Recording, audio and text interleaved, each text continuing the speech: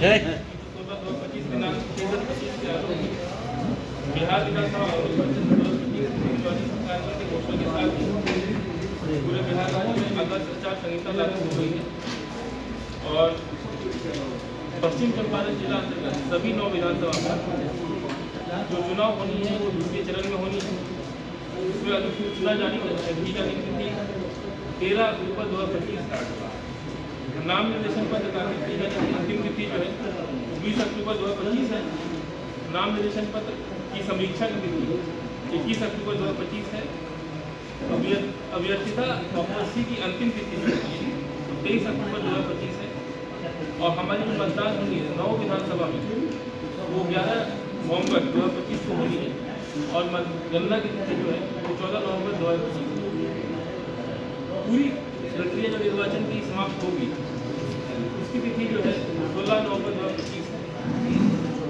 इसके अलावा जो हमारे 9 विधानसभा के निर्वाचन अधिकारी हैं वो पहले से ही नियुक्त किए हुए हैं।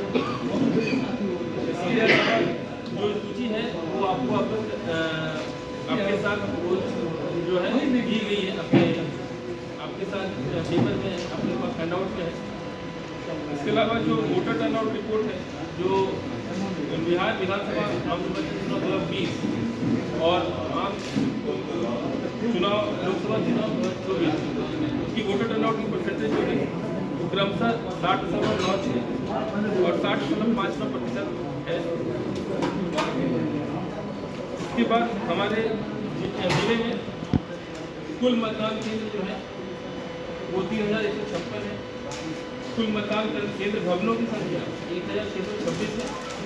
कुल पुरुष मतदाताओं की संख्या 1,93,521। महिला मतदाताओं की संख्या 12,15,875।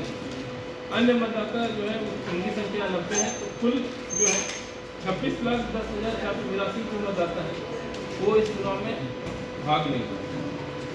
सेवा मतदाता जो कुल है हमारे इस जिले में वो 3,510 है। PWD वोटर्स 23,283 हैं। 85+ वोटर्स 8,321 हैं।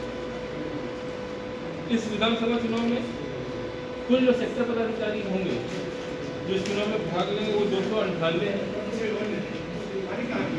FST की संख्या 29 होगी। स्टैटिक सर्वेलेंस टीम की संख्या 28 है।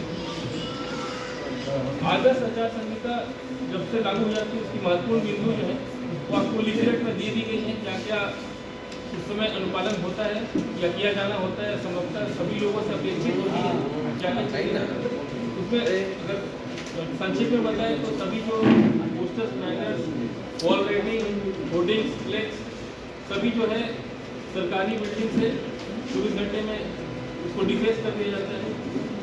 उसके बाद 48 घंटों में पब्लिक बिल्डिंग में ये सब डिफेस कर दिया जाना होता है और 72 घंटों में प्राइवेट प्रॉपर्टी से डिफेस नहीं किया जाता है। बाकी बिंदु आपके पास है अवेलेबल तो काइंडली आप लोग देख लें। इसके अलावा जो प्रेस ब्रीफिंग में इस बार जो चुनाव होने वाला है बिहार विधानसभा निर्वाचन चुनाव 2025 तो कुछ महत्वपूर्ण बिंदु जो प्रेस ब्रीफिंग में भी माननीय मुख्य चुनाव आयोग के द्वारा भी बताया गया है वो निम्न है।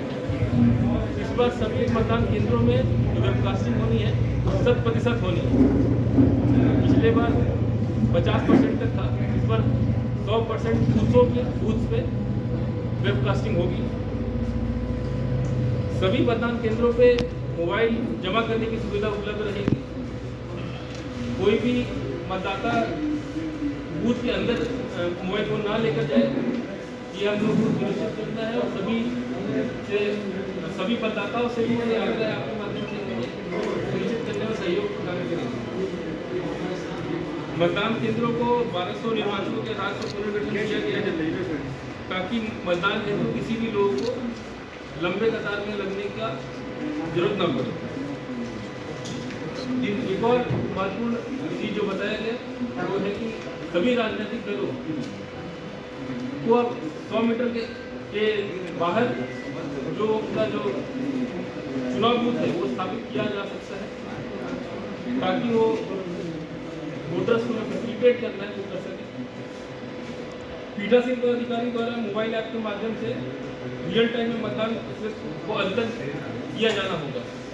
इसके लिए ये है कि हम लोग sufficient amount of form 17C जो मतपत्र लेखा का होता है सभी इलेक्शन एजेंट्स को भी एक कॉपी उपलब्ध कराया जाएगा, ताकि जो डिस्क्रिपेंसी होती है कि ऐसा हुआ है कि वोटर टर्नआउट जब बढ़ जाता है तो ये इंश्योर सभी इलेक्शन एजेंट्स भी वहाँ पे करें, पोलिंग एजेंट्स भी करें। इसके अलावा मतदाता की सुविधा के लिए आप और अधिक स्पष्ट मतदाता पर्ची उपलब्ध भी कराई जाएगी। इसके अलावा जो इस बार मदर ऑफ ऑल ऐप्स जो है ECI नेट, उस पर सभी ऐप एक जगह संकलित रहेंगी, जैसे कि know your candidate app, voter helpline app, सुविधा ऐप। सभी लोग उसमें जाके सभी ऐप्स का एक कैसे उसका अवलोकन कर उसका फायदा उठा सकते हैं। यह क्या है वो voter call through ECI net app है, इसमें सभी मतदान BLOs, bureau supervisors, district election officer, EROs एवं मुख्य निर्वाचन अधिकारी बिहार